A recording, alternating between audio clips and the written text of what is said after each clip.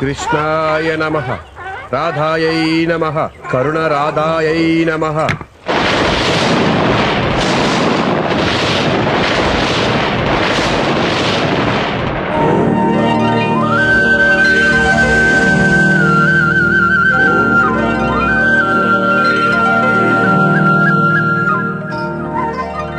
నమో నమః. శ్రీ మానవీ మానచోర సుభాకర వీర నిన్న నేనెవడన్ నన్ను మాయా పొగడ్తల వలన నిజాయితీ మీద అనుమానాలొస్తాయి. అందువలన వలదు. కావలసిన వరములు కోరుము. ఒకటే వరము స్వామి, నాకు రాధ కావాలి. వెళ్ళి వాళ్ళ నాన్ననడిగే. ఈ పాటిదానికి తపస్సు వరాలు ఎందుకు? రాధా వాళ్ళు నాకన్నా పై అంతస్తు, అడిగితే ఇవ్వరు. ఇవ్వకపోతే ఎత్తుకొచ్చే. రుక్మిణి కథలో నేను అలాగే చేశాను. కిడ్నాపింగ్ నేరం స్వామి, పైగా నేను లాయర్ని కూడా. అయినా ఈ పెళ్లి పెటాకులు ఎందుకు? హాయిగా దూరం నుంచి ప్రేమిస్తూ ఉండిపో. అందుకున్న పండు కన్నా అందరిది తీపిన్నారా? ప్రేమ పస, పెళ్లి నస. పెళ్లి బోరే అయితే తమరు 8 సార్లు ఎందుకు పెళ్లి చేసుకున్నట్టు? అన్నా, నన్నే సాధిస్తున్నావు. నీకు మాటలతో బోధపడదు, అనుభవించి తెలుసుకో. మంచిది, శుభం. నీకు రాధని ప్రసాదిస్తున్నాను. అదిగో. ఆ అమ్మాయి ధనవంతుల బిడ్డ, జడ్జి గారి కూతురు, కాబోయే లాయరు. అన్నీ వదిలేసి నీకోసం వచ్చేస్తోంది. చదువు పూర్తి చేయించి నీలా లాయర్ని చేస్తావా? గ్యారంటీగా. ఇదిగో, ఏ లోపం లేకుండా బాగా చూసుకుంటావా? నా ప్రాణం కంటే ఎక్కువగా. ఎక్కువ తక్కువ వద్దు, నీతో సమానంగా. అంత అందాల రాశిని విను. అందాల రాశి అందిపోయాక అందాలు తేడా వస్తాయి. గులాబీకి ముళ్ళు, మొగలి రేకులకి రంపాలు, కలువ పూలకి పీచు నాచు ఉంటాయి. వాటిని కూడా సహించాలి, ప్రేమించాలి. స్వామి, నా గురించి నువ్వేం భయపడకు.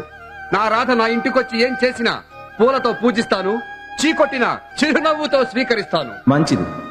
తేడా వచ్చిందో కాలాన్ని వెనక్కి మళ్లించి పెళ్లి రద్దు చేసి రాధని వాళ్ళ నాన్నారింటికి పంపించేస్తాను.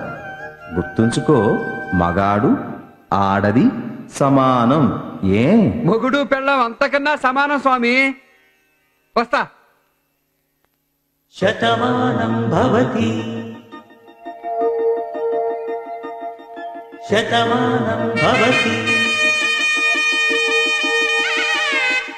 శతమానం భవతి శతమానం భవతి శతమానం భవతి నీకు శతమానం భవతి.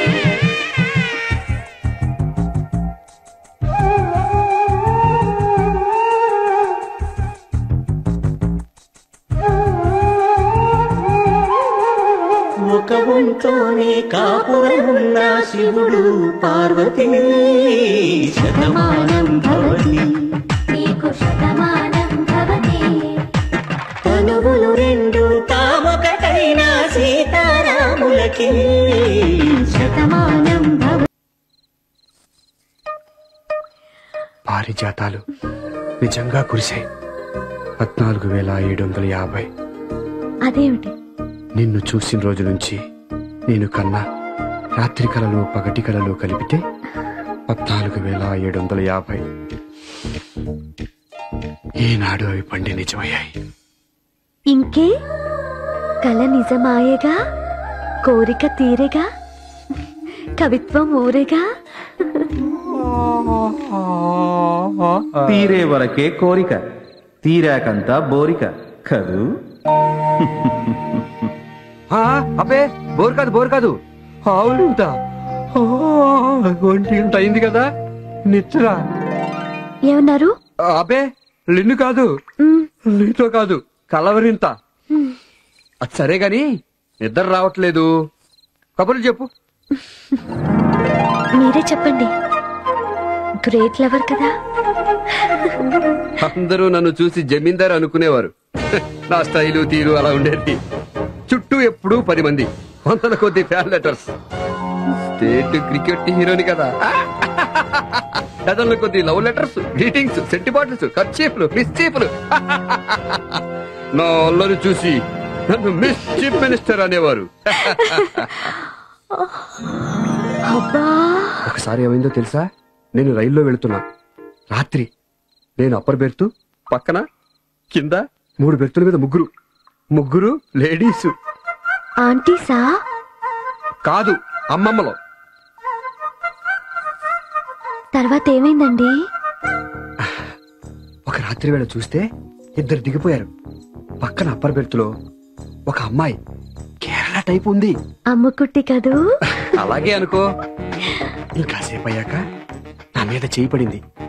చూస్తే అమ్ముకుట్టి కేరళ గర్లు తట్టి లేపింది. నీ ఆవులింత చూస్తే నాకు అవమానకరంగా ఉంది. తర్వాత ఏమైందని అడగవే? క్యూరియాసిటీ లేదా? సారీ అండి, రియల్లీ వెరీ సారీ. తర్వాత ఏమైందండి? తర్వాత చెప్పేదేముంది, ఊహించలేవా? టైం ఎంతైందని అడిగిందా?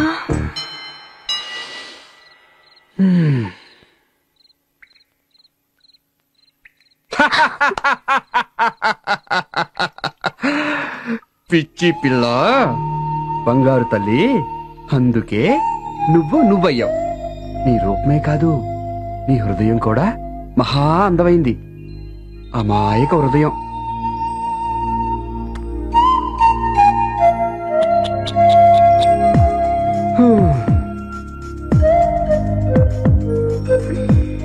మరి నీ సంగతి?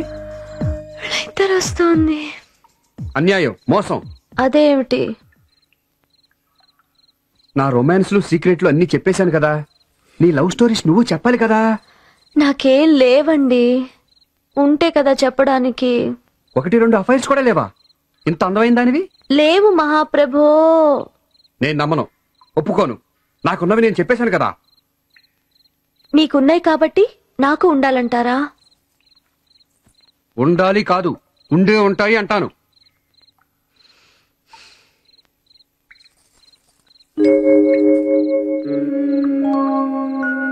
సరే, ఒకటి గుర్తొచ్చింది. మేమొకసారి సింహాచలం గుళ్ళో పెళ్లికెళ్ళాం. అలా అలా అలా దానికి రా. పెళ్లిల్లో ఎన్నో రొమాన్స్లు, సరసాలు, లైసెన్స్ లేని శృంగారాలు. చీ, నాకు కూడా డబల్ చీచి. చెప్పు చెప్పు, ఏం జరిగింది? ఎవరతను? మా బావగాడు. బావగాడా?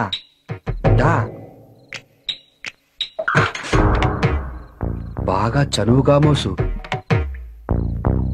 ఏం చేశాడే?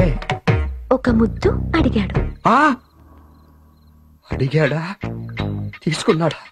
అడిగాడని చెప్పావు. అంటే నువ్వు ఇచ్చావా? తనే పుచ్చుకున్నాడు. అంటే ఆ రెండిటికి చాలా పెద్ద తేడా ఉంది. ఇవ్వడం అంటే నువ్వు సరే నేను ఒప్పుకుని ఇవ్వడం. పుచ్చుకోవడం అంటే నీ ఇష్టం లేకపోయినా, నువ్వు ఇవ్వకపోయినా మోసంగానో బలవంతంగానో తీసుకోవడం.